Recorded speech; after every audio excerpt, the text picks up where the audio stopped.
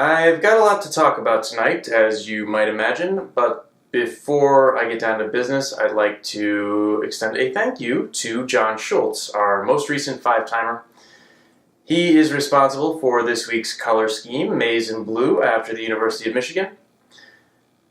Congratulations, John. Thank you for playing along, and I'm interested to see how the non-white color of the font works out. I think it'll look good. Now, I have been doing this for 16 months now. I've analyzed maybe 300 situations, probably more than that. I've seen people wager round numbers just for their own sake. Ooh, I've seen people wager almost everything out of the lead for no reason. It didn't work out too well. And I've seen people not make the most obvious wagers when they were in a lock tie situation, back when you could tie. I mean, I've run the gamut. Tonight, without a doubt, was the worst all-around wagering performance I've seen since I started this program. Let's look at the final wagers to start.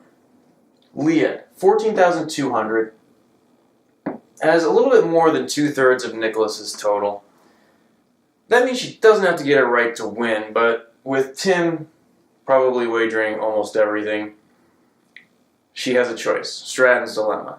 Does she cover Tim and hope that she gets it right and Nicholas misses, or does she hope for basically a triple stumper and wager small and get passed by Tim if he gets it right? Leah decided that she didn't want to pick one, so she picked neither.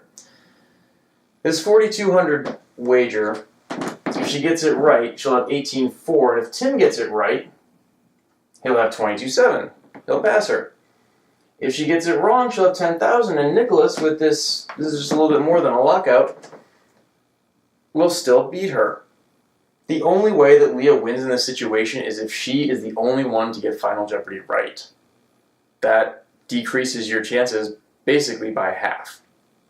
Terrible wager. Let's talk about how we got to this point.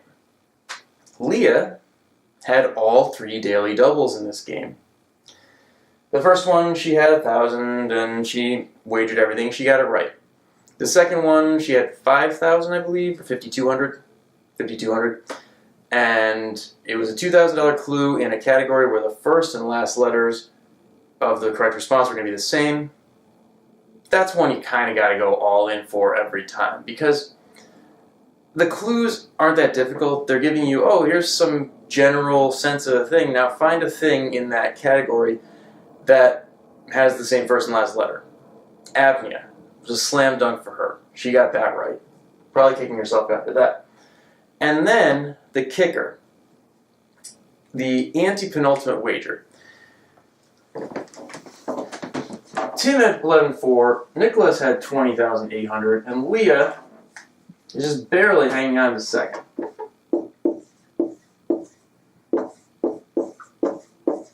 There is one $2,000 clue remaining, and we're probably going to see it because Alex hasn't called time yet.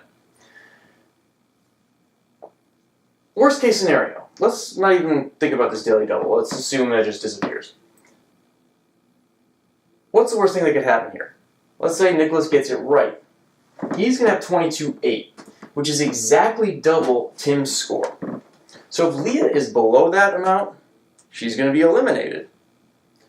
So Leah wagers 600, making it so that if she gets it wrong, she's going to fall perhaps out of contention unless she gets the last clue, and with no real upside if she gets it right, because Tim can still pass her, and she's still going to have to get final. Or not, I guess, if she gets the $2,000 clue, but in either case, she's going to have to get 2 out of the last 3 clues right and get some help. I think you got to take your destiny into your own hands there. Just go for everything and hope it works out. Or wager really small. But that $600 wager, just not good. So that one where Damien, what's his last name? I can't remember what it was last year. wagered everything but $1 and would have ended up in a tie for first with $1 with another player had everyone missed. I was at the gym. That's the first time I ever watched Jeopardy at the gym, at least while doing the final wager. Tonight, I watched at the gym again while I was on the treadmill, killing two birds with one stone. And I don't want to know what I muttered. I had earbuds in and probably said some things a little bit too loud. And they probably increased in volume with every wager that Leah made. I don't know. I do like Nicholas a lot, though. He seems like a really cool guy, really sharp player, and handwriting skills, man. Some people have trouble just writing their own names, period, on that lectern, and he has it under control. And I think you only get one shot. I don't think you get to erase anything. Okay.